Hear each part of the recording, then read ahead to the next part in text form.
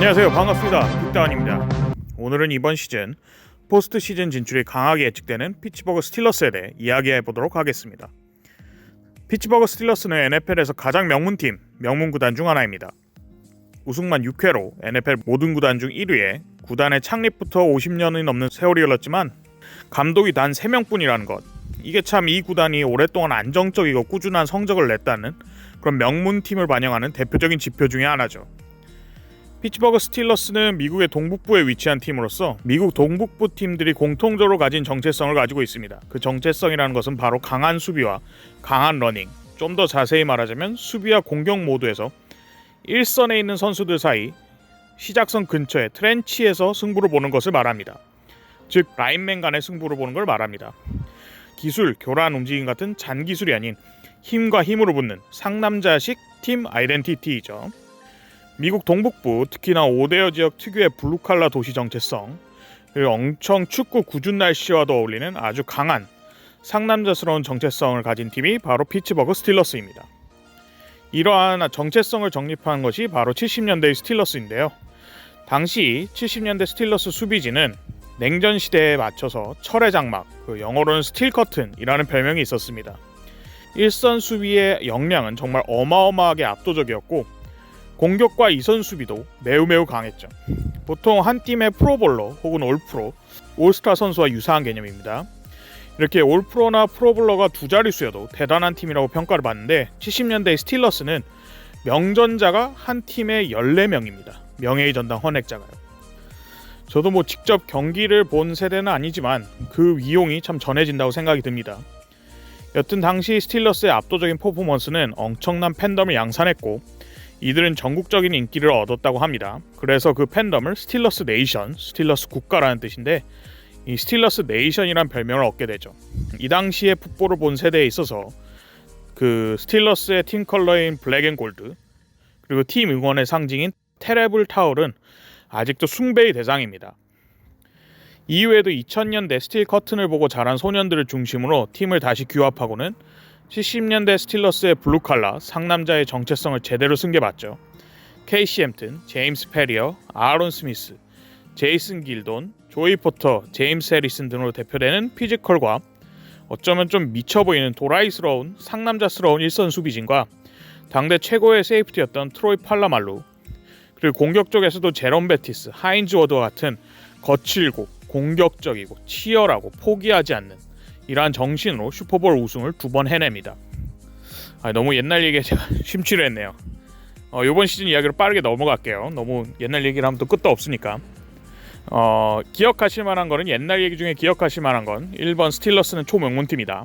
2번 스틸러스는 블루칼라스러운 상남자 정체성을 가지고 있다.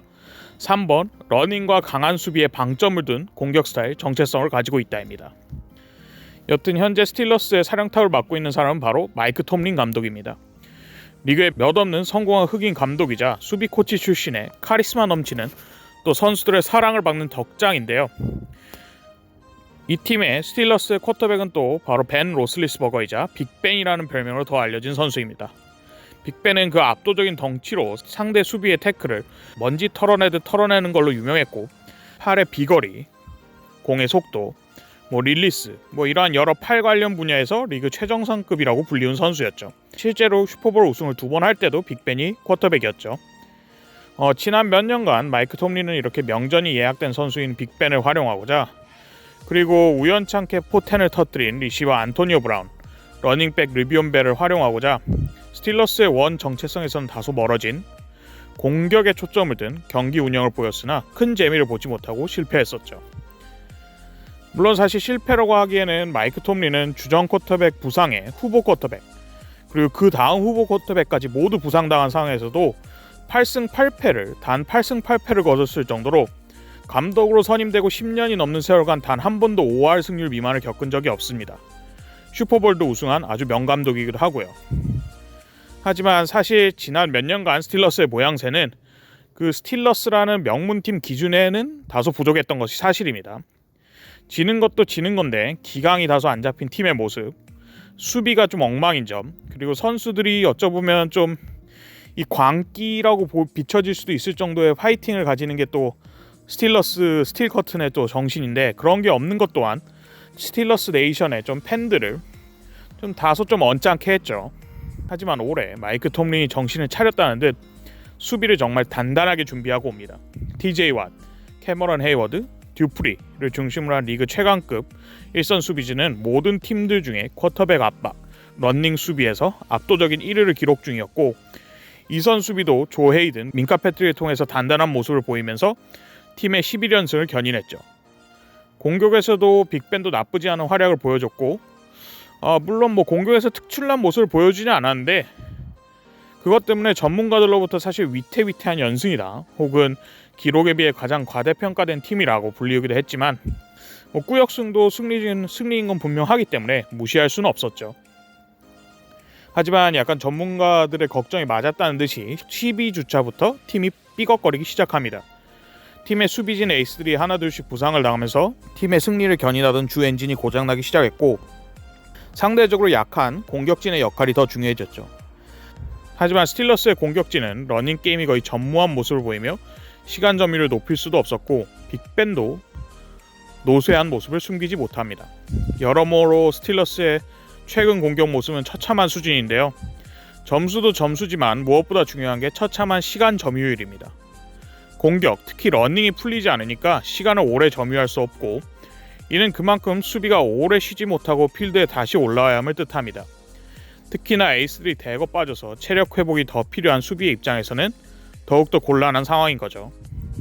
이러한 악순환이 계속 이어지면서 스틸러스는 끝없는 연패를 계속하고 있습니다. 이 와중에 스틸러스의 팬들이 걱정할 또 다른 이슈가 터졌죠. 바로 팀의 1번 와이드 리시버인 주주 스미스 슈스터입니다. 주주는 쾌활한 성격으로 경기 전에 상대 팀 로고에서 춤을 추고 틱톡에 올리는 일을 올해 내내 했었는데요. NFL 팀들에게 필드의 중앙에 있는 로고가 얼마나 신성시되는지 생각하면 어처구니 없는 행위이긴 합니다. 상대를 제대로 도발하니까요.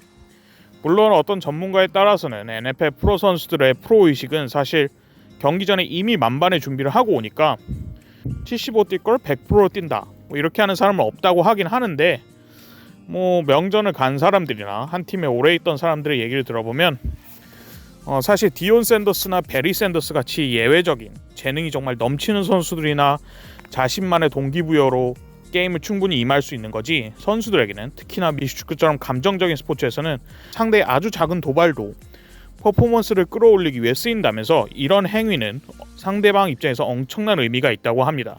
여튼 주주는 해맑게 웃으면서 춤을 추는 영상을 매주 경기 전에 틱톡에 올리고 있었고, 상대 팀들은 이를 동기부여의 도구로 사용했죠.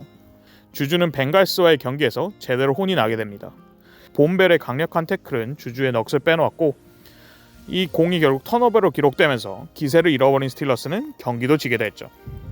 전문가들마다 제각각의 대답을 내놓고 있긴 하지만 개인적으로 이는 정말로 스틸러스, 그러니까 빅벤과 마이클 톰린의 문제를 집약한 사건이라고 봅니다.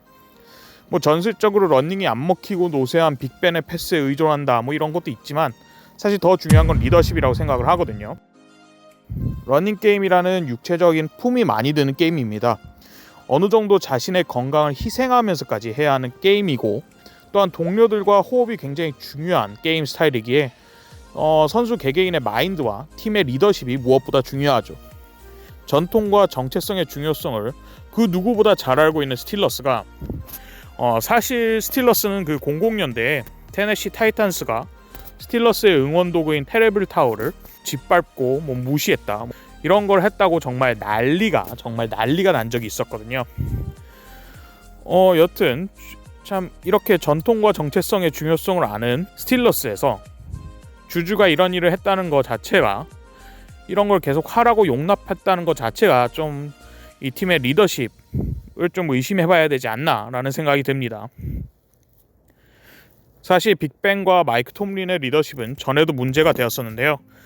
이전에 그 아까 00년대 이후에 2010년대에 말한 삼각편대 빅벤, 안토니오 브라운, 르비온 벨이라는 삼각편대, 이 킬러비라 불리는 이 공격진을 중심으로 팀의 정체성을 잡은 시절, 팀의 에이스 리시버인 안토니오 브라운이 플레이오프 경기가 끝나고 감독인 마이크 톰린이 집중하라면서 연설을 할 때 연설 장면을 인스타에 생중계한 적이 있는데요. 당시에 마이크 톰린은 자신이 상황을 제어할 수 있다고 했음에도 전혀 팀 내 기강을 바로잡지 못했고, 이런 안토니오 브라운의 일탈은 오히려 밑도 끝도 없이 계속 커져서 안토니오 브라운은 결국 팀을 나가게 되죠. 사실 빅벤도 사실 이 상황에 기여한 건 마땅히 없었고요. 00년대에 말한 피츠버그의 2차 전성기 시절에도 소위 말해 좀 날뛰는 제멋대로의 문제아로 분류될 선수들은 많았습니다. 이들을 데리고도 사실 마이크 톰린은 우승을 했었는데요. 빅벤과 마이크 톰린 모두 둘 다 자기가 라커룸에서 기강을 잡는데 본인들이 좀 큰 역할을 했다고 착각하지 않았나 싶습니다. 사실 많은 선수들의 인터뷰를 들어보면 마이크 톰린은 그렇다 쳐도 빅벤의 라커룸에 대한 리더십은 물음표를 제기하는 사람들이 많고요. 당시 라커룸의 지도자이자 팀의 기강을 잡고 스틸러스스러운 그런 마인드를 팀에 얹히는 핵심적인 역할을 한 자는 바로 저희도 잘 아는 하인스 워드라고 다들 하니까요. 여튼 현재 피츠버그는 그 어느 때보다 위기 상황입니다. 잘 차려놓은 한 해 농사를 망치기 직전인데요. 보통 팀들이 9에서 10월 사이에 자신의 정체성을 탐색하고 11월에 그 정체성을 확립시키고 12월에는 플레이오프만을 바라보며 이 정체성을 발전시키는데요.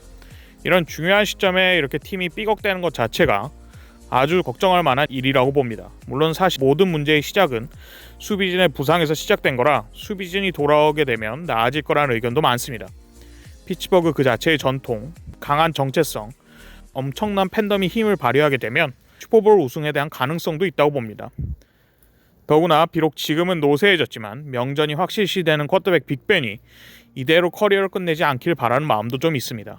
마치 2015년에 페이튼 매닝의 덴버 브론코스처럼 말이죠. 베테랑 쿼터백이 자신의 카리스마를 좀 마침내 발휘하면서 팀 내 기강을 바로잡고 원래의 정체성인 러닝에 힘을 쏟고 성과를 아주 조금이라도 내기 시작하면 아군의 수비가 체력을 보존하면서 에이스들이 부상에서 돌아와서 2020년에 스틸 커튼스러움을 다시 보여주고 동시에 빅벤의 패싱도 풀리게 되는 등 선순환을 불러일으키라고 생각합니다. 여기까지 2020 시즌 플레이오프 진출이 강하게 예상되는 팀 피츠버그 스틸러스에 대해 알아봤습니다. 봐주셔서 감사합니다.